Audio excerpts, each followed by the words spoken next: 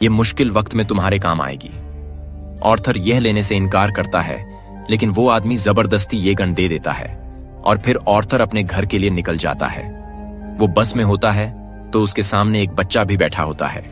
वो उसे हंसाने की कोशिश करने लगता है और वो बच्चा जोर जोर से हंसने लगता है।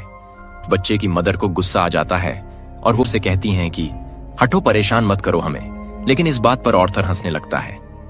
इनफैक्ट हमें बताया जाता है कि ऑर्थर को कोई सीरियस साइकोलॉजिकल इश्यू होता है और वो अपनी हंसी को कंट्रोल ही नहीं कर पाता।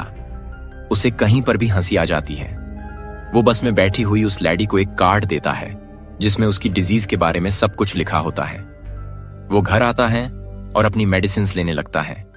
इनफैक्ट वो गरीब था और ये दवाएं बहुत एक्सपेंसिव थीं, तो वो गवर्नमेंट के बनाए गए मेडिकल सेंटर से ये दवाई फ्री लेता था। वो एक दिन अपनी साइकेट्रिस्ट के पास जाता है। वो उसी कहती हैं कि मुझे अपनी डायरी दिखाओ कि तुम क्या क्या लिखते रहे हो। जैसे ही उसकी डायरी खोलती है, उसमें यह लिखा होता है कि मैं उस तरह से नहीं मरना चाहता जिस बुरी तरह से मैंने जिंदगी गुजारी है। फिर ऑर्थर वहां से अपने घर जाता है तो उसकी मदर उससे पूछती है कि क्या थॉमस की तरफ से कोई लेटर आया, तो ऑर्थर कहता है कि नहीं, आज भी नहीं।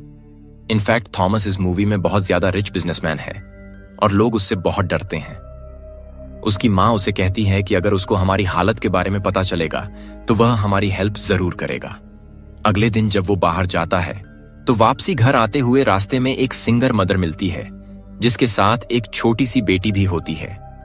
वो ऑर्थर को काफी अच्छी लगने लगती है, लेकिन वो अपने घर आ जाता है। यहां उसकी मदर उससे फिर उसी लेटर के बारे में पूछती है तो ऑर्थर कहता है आपका क्या लेना देना है उससे, वो हमारी मदद नहीं करेगा। अगले दिन हम देखते हैं कि वो सिंगर लड़की ऑर्थर के घर पर आती है। वो उसे कहती है कि मैं कुछ